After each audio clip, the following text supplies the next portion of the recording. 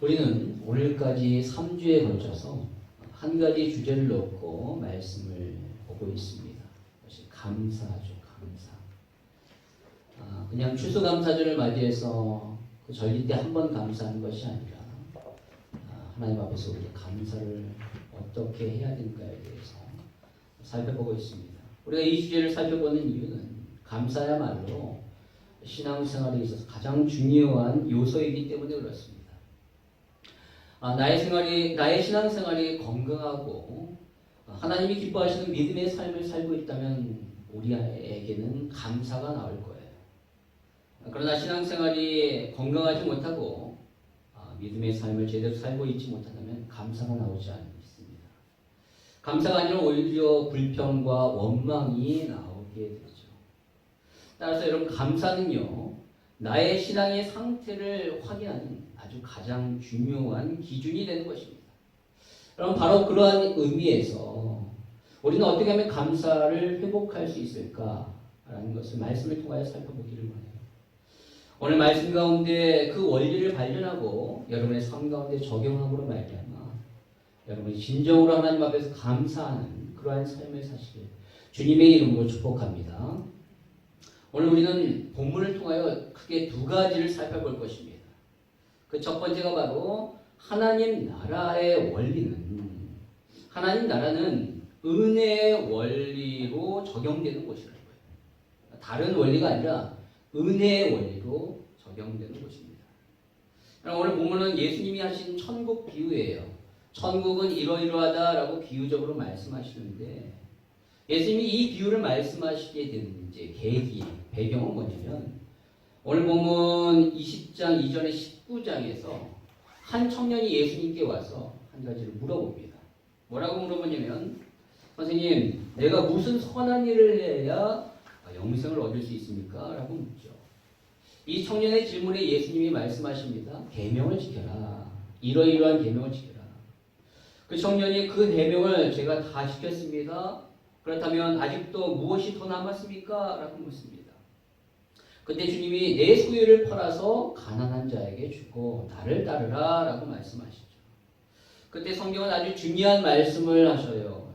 마태복음 19장 22절에 보니까 그 청년이 재물이 많으므로 이 말씀을 듣고 근심하며 가니라 라고 말씀하십니다. 즉 그 청년이 부자였어요. 근데 그 많은 재물이 이 청년이 예수님을 쫓는데 발목을 붙잡았다는 거예요. 이 청년의 마음은 아직까지 예수님에게 있지 않냐고 그 많은 재물에 있었던 것이죠. 그래서 결국 그 청년은 그 재물 때문에 예수님을 쫓지 못합니다. 그러나 여러분 잘 아시다시피 제자들은 달랐죠. 예수님의 제자들은 예수님을 쫓았어요. 그들이 가지고 있는 많은 것들을 버리고 주님을 쫓았습니다. 성경에 보니까 그들이 배도 버리고 그물도 버리고 심지어 가족도 버리고 예수님을 쫓았다라고 말합니다. 그렇게 쫓았던 제자들 중에 베드로가 이제 예수님께 물어봐요. 27절에 우리가 모든 것을 버리고 주를 따라 싸운즉 그런즉 우리가 무엇을 얻으리까? 라고 말합니다. 예수님, 저 청년은 그 모든 것들을 버리지 않았지만 우리는 버렸습니다. 그래서 주님을 쫓아갔으니까 무엇을 얻을 수 있을까요? 라고 이렇게 묻자 예수님이 말씀하셔요.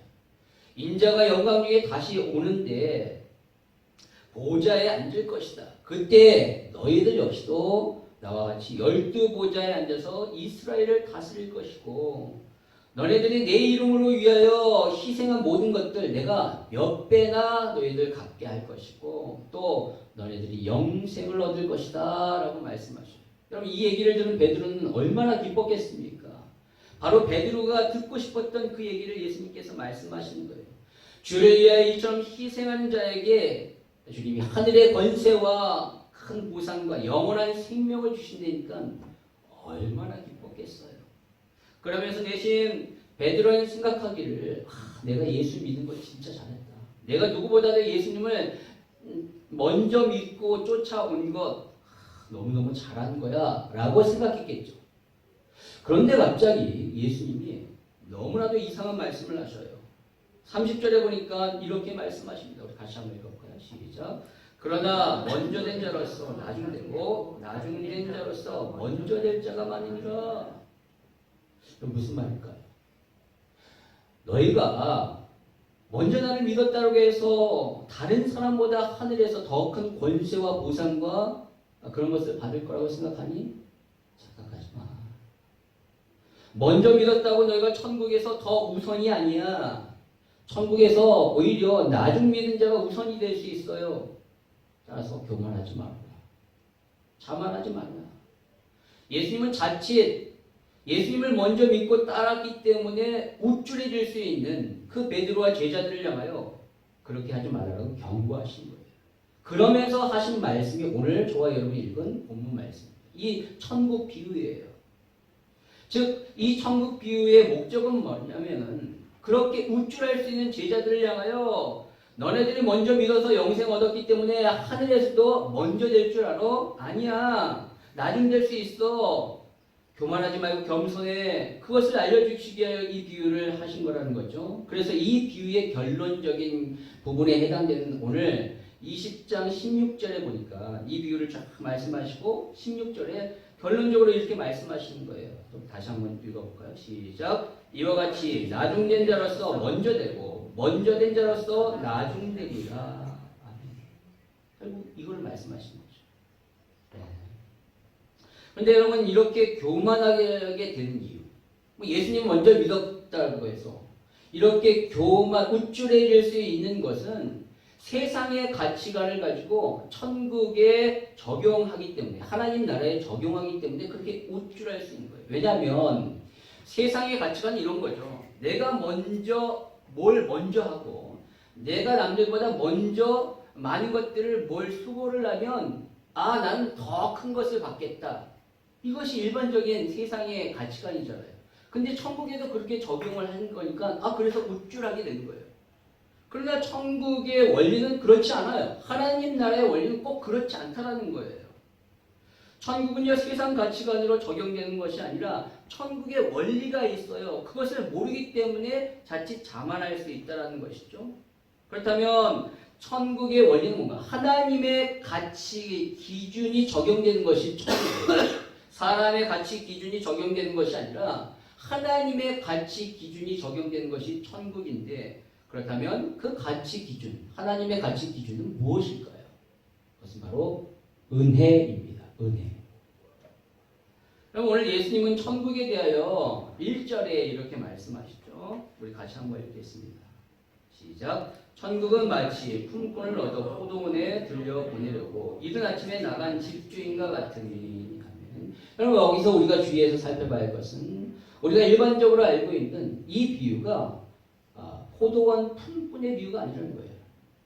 분명히 오늘 주님은 뭐라고 말씀하시냐면 천국은 포도원 품꾼과 같은 것이 아니라 그러한 품꾼을 얻기 위하여 아침에 일찍 나간 누구와 같다고? 네, 집주인과 같다라는 거예요.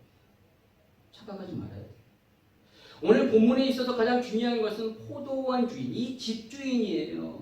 우리의 초점이 바로 이 집주인에 있어야 합니다. 그가 어떤 사람이고 어떤 일을 행했느냐에 따라서 천국의 개념이 달라지는 거예요. 천국은 바로 이 집주인과 같아. 그러니까 이 집주인이 어떤 사람이고 어떤 일을 했냐에 따라서 이 천국이 달라지는 거죠.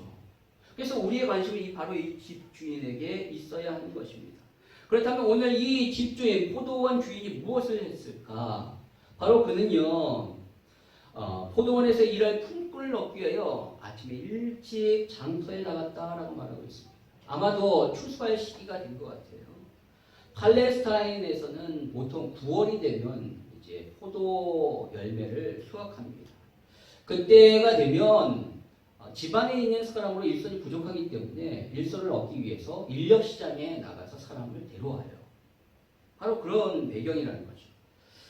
근데 보통 인력 시장은요 언제부터 시작되냐면 해가 뜬 아침 6시부터 사람들이 막 몰려옵니다.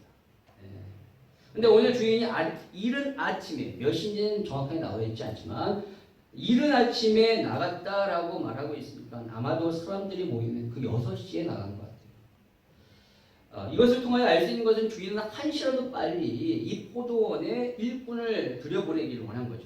그들을 구하고 싶은 거예요.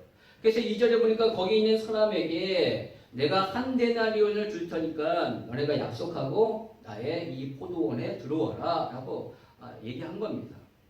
여러분 당시 이 한 데나리온은요 노동자가 하루 종일 일해서 얻는 하루 일당이에요. 따라서 그들에게 있어서 이것은 불만의 여지가 없는 것이죠. 당연히 올바른 대가를 받기 때문에 그 돈을 받기로 하고 포도원에 들어가는 것입니다. 그런데 포도원 주인은 오늘 여기서 끝나는 것이 아니라 3절에 보니까 조금 있다가 제3시는 오늘날로 몇 시냐면 오전 9시예요. 그러니까 성경에 나오는 그 숫자에 플러스 6하면 오늘 이 시대에 이제 시간이 되는 거죠. 그러니까 오전 6시에, 그러니까 오전 9시에 주인이 장터에 나가서 거기 있는 사람들에게 내가 상당한 임금을 줄 테니까 와서 포도원에 들어가라 라고 얘기하는 겁니다. 근데 여러분 여기서 끝나지 않아요. 주인은 또 오전에 보니까 제6시 즉 정오 12시에 나가고 또 제9시에 오후 9시에도 나가서 거기 있는 사람들을 데려옵니다. 그런데 여러분 하이라이트는 뭐냐? 오늘 6절에 제11시 몇 시간일까요? 오늘날 몇 시일까요?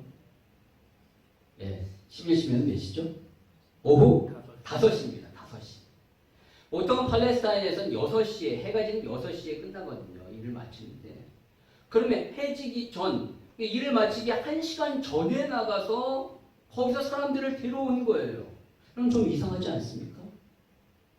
보통 인력시장에는 새벽부터 사람들이 많이 나오기 때문에 주인이 필요한 사람만큼 데려갑니다. 아침 일찍.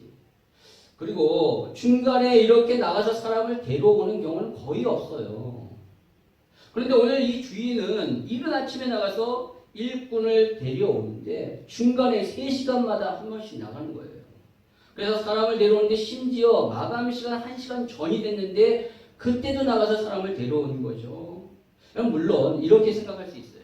포도원이 너무 크고 수확량이 너무 많아서 이 주인이 좀 착각한 거예요. 일손이 이 정도만 필요할 거라고 생각했는데 하다 보니까 부족해서 중간에 나가서 데려올 수 있다라고 생각할 수 있습니다. 그러나 그것도 한 번이죠. 오늘 이 주인은 무려 5번이나 그렇게 계속 나간 거예요. 어딘가 좀 이상합니다. 일반적이지 않아요. 그런데 더 우리가 이해할 수 없는 것은 그 주인이 일을 마치고 나서 품꾼들에게 일당을 주는데 일한 시간에 상관없이 모두 다 한 데나리온을 줍니다. 즉 일찍 온 사람에게도 한 데나리온, 마지막에 온 사람도 한 데나리온을 준 거예요. 여러분 이것은 정상적이지 않습니다. 일찍 온 사람은 많이 줘야죠. 그리고 맨 마지막에 늦게 온 사람은 적게 줘야죠. 우리가 생각할 때 그것이 정상적이고 상식적인 생각입니다. 그러나 누구나 아는 이러한 사실을 이 주인은 행하지 않습니다. 왜 그럴까요? 왜? 그것은 이 주인이 일꾼을 부르는 이유, 그 목적은 우리가 알고 있는 그러한 목적과 다르기 때문에 그러한 이유가 아니에요. 일반적으로 일꾼을 쓰는 것은 주인이 그 일꾼을 통하여 포도를 많이 수확하여 많은 이윤을 남기기 위함입니다. 자, 이익을 보려는 것이죠. 즉 이윤 추구가 목적이에요. 그런데 이 주인은요 그것이 목적이 아니라 장터에 있는 사람들에게 일자리를 제공하는 것이 목적이에요. 그들을 나의 포도원에 들여보내는 것이 목적인 거예요. 자신의 이윤 추구가 아닙니다.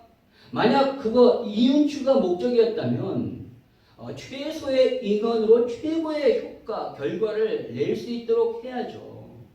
그래서 정말로 이 포도원에서 필요한 사람들만 데려오고 그들을 통하여 오랫동안 일을 시켜서 그들에게 약속한 한 데나리오만 주면 되잖아요. 그러면 많은 이익을 추구할 수 있는데 그렇게 하지 않았다라는 것입니다. 주인은요 그렇게 하지 않았어요. 왜냐하면 이윤 추구가 목적이 아니라 그들에게 일자리를 주고 싶었기 때문에 그렇습니다. 여러분 그것은 주인이요 이 일꾼들, 품꾼들의 삶을 잘 알기 때문에 그래요. 그들이 얼마나 힘들고 얼마나 어려운지를 아는 거예요. 이들은 하루 벌어 하루 살아가는 그런 사람입니다. 오늘 일자리를 얻지 못하면 그날 자기도 굶고 가족도 굶습니다. 그래서 이들에게 있어서 일할 수 있는 기회를 제공하는 것이, 일할 수 있는 기회를 얻는 것이 이들에게 얼마나 중요한지를 이 집주인 포도원 주인은 아는 거예요. 오늘 이 장터에 온 사람들의 심정이 어떠한지 오늘 7절에 잘 나오고 있습니다. 우리 같이 한번 읽도록 하겠습니다. 시작. 이르되 우리를 품꾼으로 쓸 리가 없음이니이다. 이르되 너희도 포도원에 들어가라. 주인이 오후 5시가 돼서 그때도 장터에 나왔지만 그때에도 서서 서성거리는 사람이 있는 거예요. 그 사람들을 향하여 어찌하여 하루 종일 놀고 여기 서 있느냐라고 했을 때 그들이 얘기하는 거예요.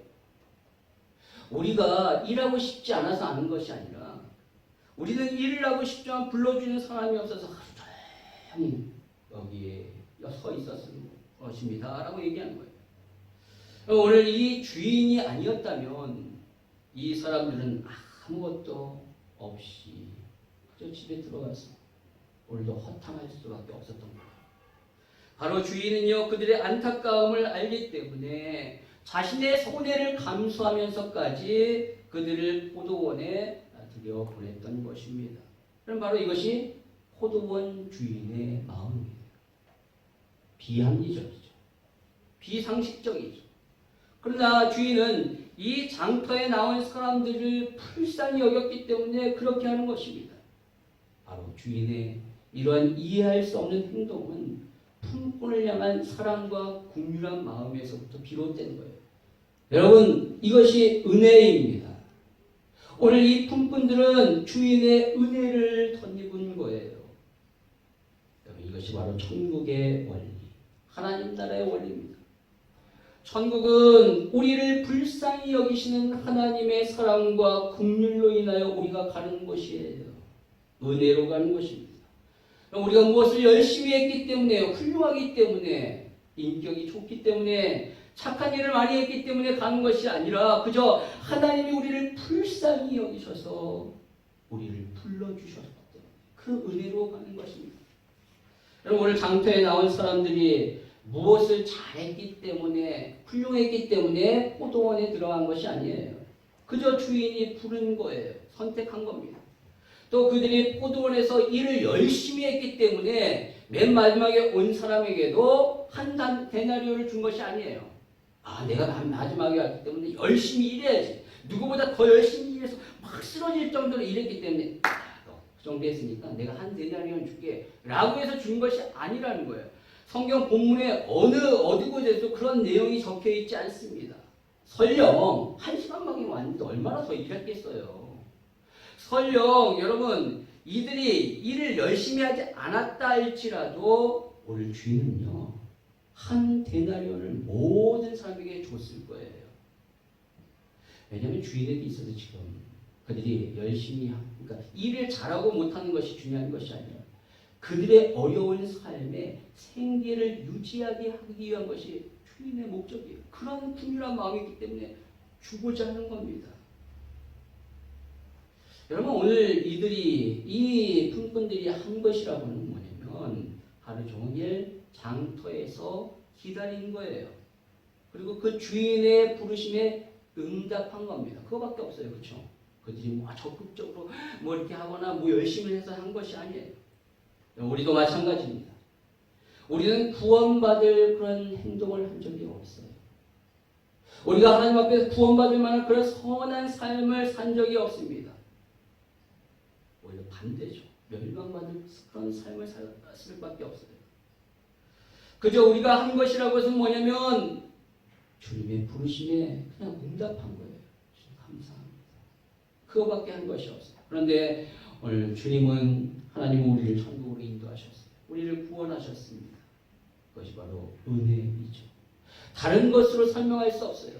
우리가 구원받은 것, 우리가 천국 가는 것이 다른 어떠한 것으로 설명할 수 없는 오직 하나님이 우리에게 긍휼을 베푸신 은혜이다. 그것밖에 설명할 길이 없는 거예요. 은혜가 아니면 우리는 계속적으로 구원을 찾아 헤맸을 거예요. 기다렸을 거예요. 안타까운 삶을 살 수밖에 없죠. 주님이 우리를 불러주지 않았다면 우리가 구원받게 해요. 그냥 안타깝게 한없이 기다리는 그런 삶을 살았을 텐데 주님이 우리를 불쌍히 여겨서 우리를 불러주신 거예요. 오늘 하나님의 나라는 바로 이 은혜로 들어가는 나라입니다. 세상의 기준과 생각과 가치로는 도저히 들어갈 수 없는 나라죠. 그럼 어떻게 오후 5시에 장터에 있는 사람이 포도원에 들어갈 수 있습니까? 세상에 어떠한 주인이 1시간밖에 남지 않았는데 가서 인력시장에 사람을 데려오는 사람이 있겠어요? 그런데 우리 주님은 그렇다는 겁니다. 저와 여러분은 아무도 불러주지 않았는데 마치 오후 5시에 장터에 있었던 사람과 같아요. 그런데 우리 주님이 우리를 불러주셨어요. 그래서 은혜로 천국에 갈 수 있게 된 것입니다. 오늘 제자들은 어찌 보면 이른 아침 6시에 포도원에 들어간 사람과 같아요. 네, 예수님이 그들을 먼저 부르셨잖아요. 많은 사람들 중에서 그들을 먼저 부르셔서 제자로 삼았기 때문에 그들은 이러한 은혜를 받은 거죠. 그러나 그에 비해서 저와 여러분은 어떻습니까? 우리는요, 별담고 아침 일찍 포도원에 들어간 자가 아니에요. 오늘 본문에 나오는 맨 마지막에 겨우 포도원에 들어간 자와 마찬가지 같아요. 주님이 마지막에 우리를 불러주셨어요. 구원받지 못한 우리가 얼마나 비참한 삶을 살지를 주님은 아셨기 때문에 우리에게 긍휼을 베푸셔서 나는 구원받아야 돼. 맨 마지막에 우리를 살려주신 거예요. 은혜입니다. 저 여러분이 그렇게 은혜를 받은 자입니다. 그 은혜가 우리를 살렸어요. 할렐루야. 그럼 그렇다면 이렇게 하나님 나라의 원리인 은혜를 경험한 저와 여러분은 그러한 사람에게 요구되는 것은 뭘까요? 그것은 바로 감사입니다. 저를 한번 따라서 고백해 보실까요? 은혜 받은 자의 삶은 감사이다. 여러분 이것이 두 번째 우리가 살펴볼 내용이에요. 오늘 이렇게 주님의 은혜를 입고 포도원에 일한 사람들에게 주인은 하루 일과를 마치고 청지기를 통하여 임금을 나눠줍니다. 그런데 이상해요. 오늘 8절에 보니까 나중 온 사람으로부터 시작해서 먼저 온 사람에게 삭스를 줍니다. 여러분 보통 아침에 일찍 온 사람에게 먼저 주잖아요. 수고했으니까. 그 사람들에게 먼저 주고 나중에 맨 마지막에 온 사람에게 나중에 주는 것이 일반적인데 오늘 이 주인은 계속적으로 이상한 행동을 하는 거예요. 반대로 합니다. 근데 여기 보니까 너무나도 더 희한한 일을 벌이고 있는 거예요. 왜냐하면 맨 마지막에 온 사람에게 한 데나리온을 줍니다. 그때 그것을 본 먼저 온 사람들이 내심 기대를 한 거죠. 저 사람이 한 데나리온이었으니까 우리는 더 많은 것을 주겠지. 그런데 받았더니만 똑같이 한 데나리온을 줍니다. 그러자 그 사람들이 주인을 원망하기 시작합니다. 그들이 어떻게 원망하는가 오늘 12절의 말씀에 나와요. 나중 온 이 사람들은 1시간밖에 일하지 아니하였거늘 그들을 종일 수고하며 더위를 견딘 우리와 같게 하였나이다 라고 말합니다. 한마디로 뭐죠? 불공평하다는 거예요. 여러분 어찌 보면 이 말이 맞는 것 같습니다. 그러나 자세히 보면 이것은 절대로 불공평한 것이 아니에요. 왜냐하면 이 주인은 그들과 아침 일찍 온 그들과 분명히 한 데나리온을 줄 것을 약속했기 때문이에요. 13절에 주인이 그 중에 한 사람에게 대답하여 이르되 친구여 내가 내게 잘못한 것이 없느라 네가 나와 한 데나리온의 약속을 하지 아니하였느냐라고 말하고 있죠. 즉 한 데나리온을 약속해서 그 약속에 따라 주었는데 무슨 잘못이 있느냐라는 거죠. 만약 한 데나리온이 아니라 이 주인이 반 데나리온을 줬다면 그것은 잘못된 거죠. 그런데 약속한 대로 주었기 때문에 이 주인은 전혀 잘못한 것이 없습니다. 따라서 이 주인이 잘못했다라고 이야기하는 이 품꾼들이 잘못된 거예요. 선한 주인을 악한 사람으로 만들고 있잖아요. 그럼 이들이 왜 이렇게 불평하고 원망하고 있을까요? 그것은 바로 세 가지를 놓쳤기 때문에 그렇습니다. 그 첫 번째가 그들이 처음 가졌던 감사를 놓쳐버렸어요. 잃어버렸어요. 여러분 오늘 포도원에 들어온 사람들을 뭐라고 불렀냐면 품꾼이다라고 말하고 있어요. 품꾼이란 뭐냐면 하루 일당을 받고 일하는 일용직을 의미합니다. 그럼 그들은요 일자리가 없으면 굶어야 돼요. 자신뿐만 아니라 가족까지 굶어야 되죠. 따라서 일자리를 얻었다라는 것은 생계와 얻는다는 건 생계와 직결되는 거예요. 그런데 포도원 주인이 이른 아침에 가서 이 사람을 발탁했습니다. 다른 사람들은 일자리를 얻으려고 구하지 못해서 걱정하고 있는데 이 사람은 오자마자 그렇게 구하게 된 거예요. 여러분 어쩌면 이것은 특권이죠. 은혜를 받는 겁니다. 이제 이들은 하루 종일 일자리 때문에 걱정할 필요가 없어요. 안심하고 일할 수 있습니다. 그러니 얼마나 감사할까요? 그들은 오늘 하루 공치지 않고 가족들을 먹일 수 있다는 그 기쁨 가운데 감사가 나왔을 거예요. 그런데 시간이 지나면서 그 마음을 잊어버린 거예요. 여러분 만약 그들이 이러한 마음을 가지고 있었다면 오늘 주인이 한 데나리오를 주었을 때 진짜 감사했겠죠. 오늘도 일할 수 있어서 감사. 약속한 금액을 받을 수 있어서 감사했을 거예요. 그리고 돌아가서 가족들과 함께 맛있는 음식을 먹을 수 있다는 것에 또한 감사했겠죠. 그런데 그들은 처음 가졌던 이 포도원에 들어갈 때 가졌던 그 감사하는 마음을 잊어버렸기 때문에 감사가 나오지 않은 겁니다. 여러분, 저와 여러분도 마찬가지예요. 우리가 처음 가졌던 그 구원의 은혜와 감격이 사라지니까 자꾸 감사가 안 나고 원망과 불평이 나오는 거죠. 혹 여러분의 삶에 불공평한 일 때문에 불평하고 있습니까? 내 생각으로는 그렇지 않은데 일이 이상하게 되어간다라는 것 때문에 막 원망하고 있습니까? 도무지 감사가 나오지 않냐고 원망과 불평이 나오고 있습니까? 그렇다면 주님으로부터 받았던 그 처음의 은혜, 그 감사가 사라졌기 때문에 그렇습니다. 나를 구원하신 하나님의 그 사랑과 긍휼에 대한 감사가 사라졌기 때문에 그래요. 내 안에 근본적으로 구원의 은혜의 감사가 사라지면 모든 것이 다 불평과 원망뿐이에요.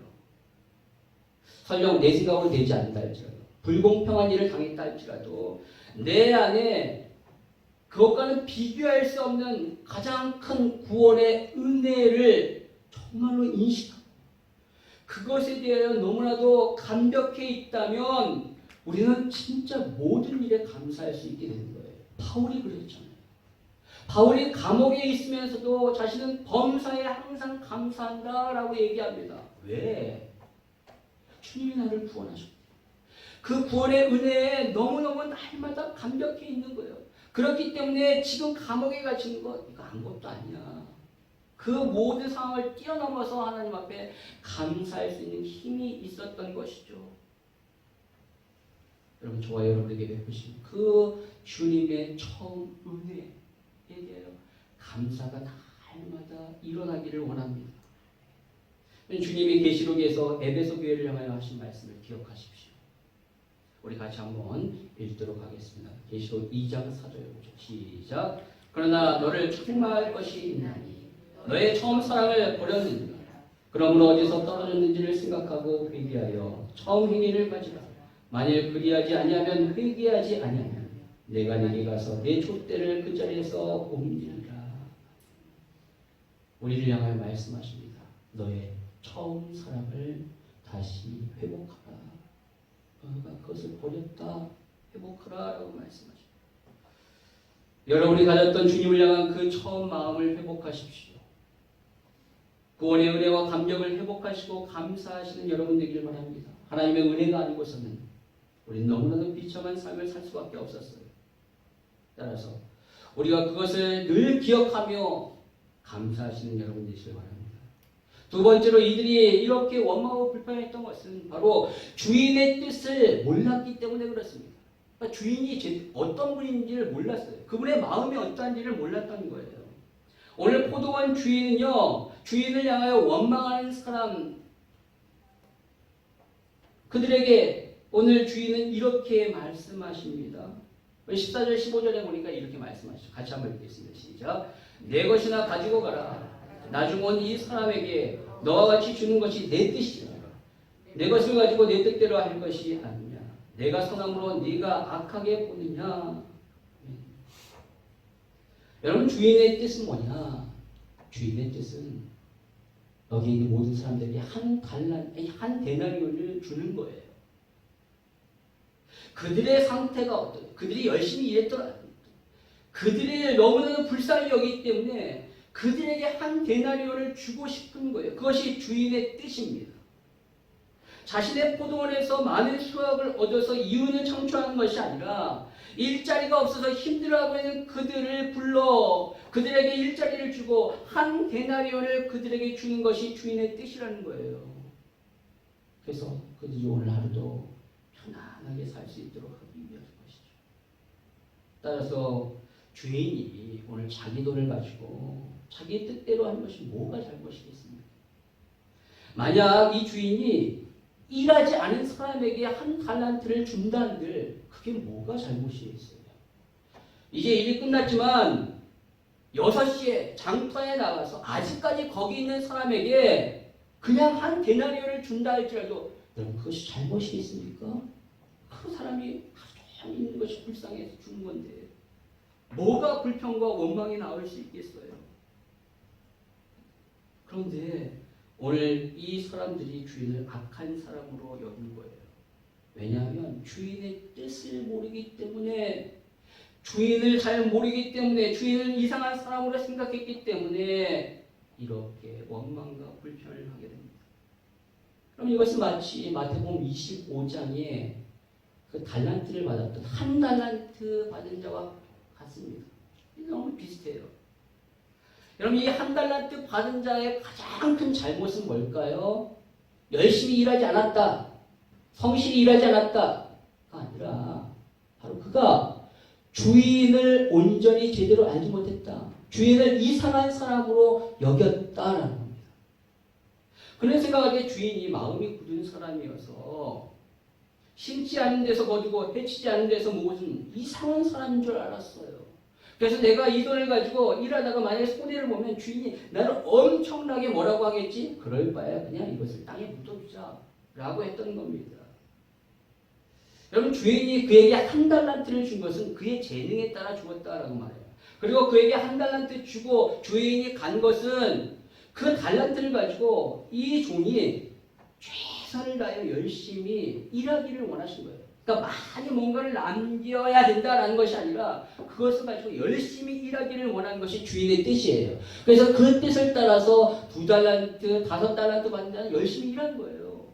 그래서 2달란트 남기고 5달란트 남긴 것입니다. 그래서 주인이 그 달란트를 남긴 사람들을 향하여 뭐라고 해요? 똑같이 착하고 충성된 종아라고 말했어요.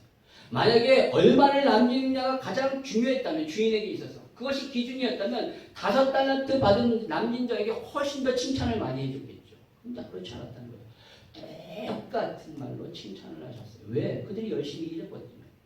그러나 이 한 달란트 받은 자는 열심히 일하지 않아 그냥 묻어뒀어요. 왜? 주인을 몰랐기 때문에, 주인을 이상한 사람으로 생각하기 때문에, 내가 하다가 이렇게 손해를 보면 나한테 뭐라고 하겠지, 책망하겠지라는 그러한 생각 때문에 일하지 않았다라는 거예요. 그러자 이 주인이 종을 향하여 뭐라고 얘기하죠? 이 악하고 게으른 종아라고 말합니다. 게으르다는 건 이해가 돼요. 왜 일하지 않기 때문에. 또라? 근데 왜 악합니까? 왜 악하냐면 주인을 악한 자로 여기기 때문에. 너무나도 선한 주인, 너무나 좋은 뜻을 가지고 있는 그 주인을 이상한 사람으로 여겼기 때문에 그것이 악한 것입니다. 주인의 뜻을 모르면, 주인이 누구인지 모르면 이렇게 대하는 거예요. 오늘 먼저 온 사람들도 마찬가지입니다. 그들이 주인의 뜻을 모르니까 주인을 악한 사람으로 여겼던 거예요. 이것은 그들이 주인의 뜻을 알고 그것을 기준으로 생각한 것이 아니라 자신의 생각을 기준으로 삼아 주인의 행동을 판단했기 때문에 그렇습니다. 즉 주인의 뜻대로 판단했다면 오늘 나중 온 사람에게 한 데나리온을 줬을 때 이 사람들의 반응이 어떨까요? 박수를 치면서 기뻐했습니다. 주인, 우리 주인 너무나 사랑이 많고 그 주인의 사랑과 긍휼로 인하여 이 사람에게도 은혜를 베풀었구나. 너무나도 감사한 일, 선한 일이잖아요. 감사할 일이죠. 그들이 조금이라도 주인의 그 뜻을 알았다면 결단코 이러한 말을 하지 않았을 거예요. 그러나 그들이 주인의 뜻을 모르었기 때문에 자신의 생각대로 판단하여 이것은 불공평한 것이다 라고 말하는 것입니다. 왜 불공평합니까? 그들에게 손해를 준 것이 아니잖아요. 약속한 대로 한 데나리온을 줬고요. 그리고 나중 온 사람에게도 돈을 이 사람보다 더 많이 준 것도 아니라 그냥 똑같이 한 데나리온을 준 거잖아요. 그런데 마치 이들은 뭐라고 생각하면 마땅히 내가 받아야 할 것을 지금 못 받고 있다라고 여기는 거예요. 마치 지금 손해를 보는 것처럼 여기고 있기 때문에 그런 마음 때문에 막 불평하는 거죠. 그럼 그들이 왜 이런 생각이 들까요? 세 번째로 그들이 다른 사람과 비교하고 있기 때문에 그렇습니다. 그럼 만약 주인이 이 임금을 줄 때 먼저 온 사람에게 한 달란트를 먼저 주고 보냈다면 이들은 절대로 불평하지 않았을 거예요. 원망하지 않았을 거예요. 그렇죠. 당연하죠. 열심히 일했고 일한 만큼 약속한 대로 한 데나리를 받고 가니까 감사했겠죠. 그런데 이들이 나중 온 자들이 한 데나리온을 받은 것을 보니까 돈이 뒤집어지는 거예요. 원망과 불평이 일어나는 거예요. 막 그런 것들이 막 싹트기 시작하는 거예요. 여러분 인간이 그렇습니다. 남들과 비교하는 순간 내 안에 있는 감사가 싹 사라지게 돼요. 내가 큰 은혜를 받고 엄청난 보상을 받았음에도 불구하고 그것에 대한 감사는 사라지고 아니 나보다 적게 일하고 나보다 능력이 없고 모자란 저들에게도 똑같이 나를 대하네? 그것 때문에 화가 일어나고 불평이 나는 거예요. 심지어 나보다 그 사람에게 뭔가 좀 더 뒤집어지는 거죠. 그렇습니다. 불공평하다고 난리를 쳤어요. 그런데 여러분 다시 한번 말씀드리지만 오늘 주인은 결단코 불공평하지 않습니다. 잘못하지 않아요. 그들이 다른 사람이 여러분 이 일찍 온 사람들이 다른 사람과 비교하지 않고 오직 주님에게만 집중했다 라면 진짜 감사했을 거예요. 자신에게 일할 수 있는 기회를 주셔서 하루 종일 일 걱정하지 않냐고 이렇게 일한 것에 대하여 감사. 그리고 약속한 대로 이 한 데나리온을 받아서 감사. 그렇게 감사했을 거예요. 여러분 저와 여러분이 다른 사람과 비교하지 않냐고 오직 하나님에 집중하면 하나님이 주신 그 은혜에 집중하면 우리는 진짜 감사할 수 있습니다. 불평하고 원망하지 않게 돼요. 다른 사람이 받은 은혜가 아니라 내가 주님께 받은 은혜에 집중하십시오. 주님이 나에게 베푸신 그 구원의 은혜, 주님이 나에게 베푸신 나의 가정과 직장과 건강의 은혜, 주님이 나에게 베푸신 우리 교회와 우리 목장 식구들 예배를 통해 주시는 은혜, 사역을 통해 주시는 은혜, 교제를 통하여 주신 그 은혜에 집중할 때 우리가 진짜 감사할 수 있습니다. 내가 받은 것으로 인하여 거기에 집중하시는 여러분 되시길 바랍니다. 여러분 우리는 하나님의 은혜를 받은 자예요. 하나님 나라의 원리에 우리는 적용되어서 천국에 들어가게 되었습니다. 그렇다면 이제 저와 여러분이 천국에 속한 사람답게 뭘 해야 된다? 뭘 해야 된다고요? 감사해야 합니다. 주님이 주신 그 은혜에 대하여 감사해야 됩니다. 주님이 베푸신 그 은혜의 작은 것 하나하나까지 우리가 집중하여 감사하시는 여러분들을 원합니다. 그러면 여러분 주님 안에서 맨 마지막에 부름받은 자지만 나중된 자였지만 먼저 된 자가 되는 놀라운 기적을 경험하게 될 것입니다. 저와 여러분의 삶에 그러한 은혜와 기적을 경험하게 주님의 이름으로 축원합니다.